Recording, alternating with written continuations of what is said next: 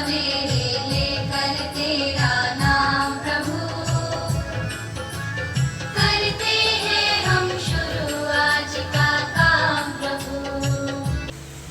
ऊर्जा जनजागृति વિદ્યાર્થીઓમાં ઊર્જાના સંરક્ષણ અને સૂર્ય ઊર્જાથી ચાલતા સાધનોની ઓળખ એની માટેનો એક બાલ ઊર્જા રક્ષક દળ બળ કાર્યક્રમનું એક સરસ મજાનું આયોજન થયું છે અને અહીંયા આવવાની અમને જે તક આપી છે એ બદલ શાળાના આચાર્યશ્રી શ્રી યોગેશભાઈ ચુમાણી સાહેબ એના બધા બહેનો અને સ્ટાફ અને મારા બાલ વૈજ્ઞાનિક મિત્રોનો Gujarat council of science and technology દ્વારા આધારિત બાલ ઉર્જા સંરક્ષણ દળના કાર્યક્રમમાં આપ સર્વનું હાર્દિક સ્વાગત છે।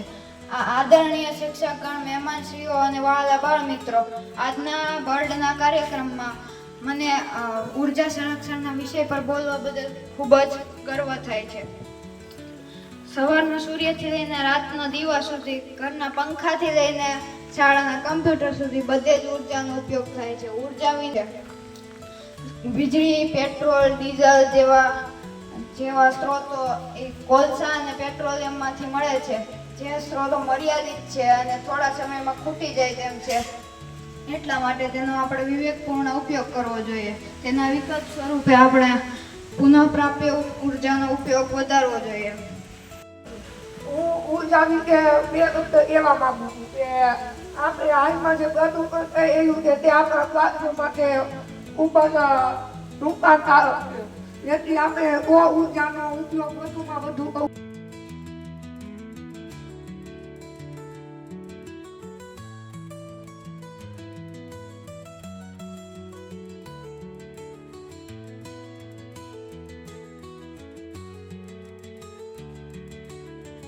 સ્માર્ટ મીટર હોય ને તો તમારે વીજળી કપાય નહીં, એમાં જ્યારે તમારે એનું રિચાર્જ પૂરું થઈ જાય ત્યારે જ બંધ થઈ જાય। જો પણ રિચાર્જ આપણે ત્યાં પહેલાં કરાવી નાખીએ તો સ્માર્ટ મીટરમાં ત્યારે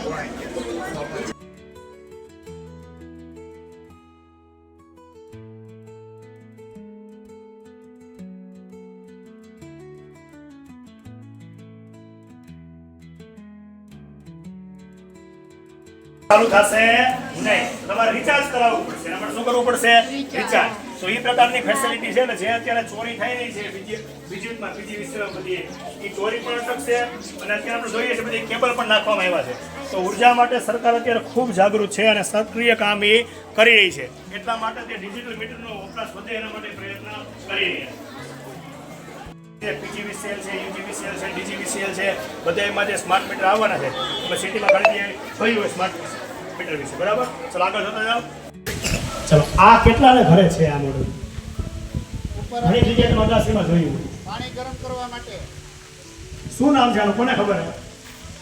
સોલાર વોટર હીટર કઈ રીતે કામ કરતો? આની અંદર વેક્યુમ ટ્યુબ આ ટેન્ક શેની બનેલી હોય? આ શેની બનેલી હોય સિવાયના જવાબ આપણે આપીએ।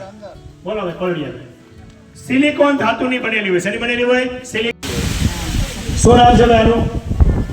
સોલાર કુકર, સૂર્ય કુકર આપણે કહેતા, બરાબર? આની અંદર બોલો મંત્ર, પાણી શુદ્ધ કરવા માટે। Very good, ready? તો પાણીનું ડિસ્ટિલેશન કરવા માટે આ વપરાય છે। કઈ રીતે કામ કરે? તો અહીંથી જે પાણી અંદર આવ્યું હોય, પાણીને આપણે ખબર છે કે પાણીને બચાવી શકીએ, નહીં તો કાલ સવારે એવું થશે કે પેટ્રોલ ને કોલસો છે ને ખાલી મ્યુઝિયમમાં જોવા મળશે કે આવું પેટ્રોલિયમ હતું, આવો કોલસો હતો, આવું થઈ જાય। અત્યારે કેમ અમુક વસ્તુ મ્યુઝિયમમાં જોવા મળે છે, એવું ન કરવું હોય તો વધુમાં વધુ આપણે પુનઃ પ્રાપ્ય ઉર્જા સ્ત્રોતો વાપરવા જોઈએ। આવું એક સાધન અહીંયા છે માટે કે પાવર કઈ રીતે જનરેટ થતો હોય છે? પવન ચક્કી હોય, વોટર ટર્બાઇન હોય, એમાં આ રીતે આ ફરે ત્યારે પાવર ઉત્પન્ન થાય। ચુંબકીય ક્ષેત્ર ઉત્પન્ન થાય એટલે પાવર એન્જિન વરાળ યંત્ર છે આ, બરાબર છે? તો પાણીને ગરમ કરી 100 સેલ્સિયસ તાપમાને પાણીમાં શું બને? વરાળ।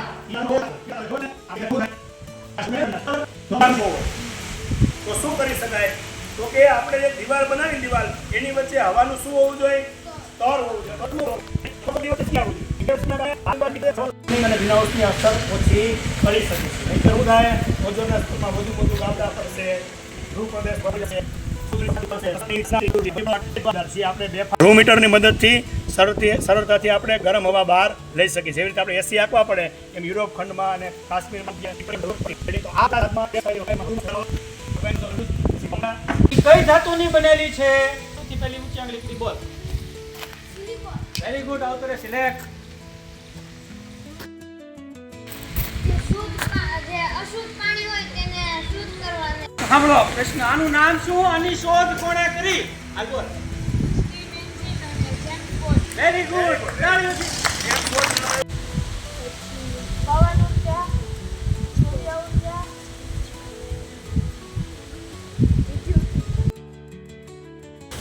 ત્રીજું વિષય બોલ.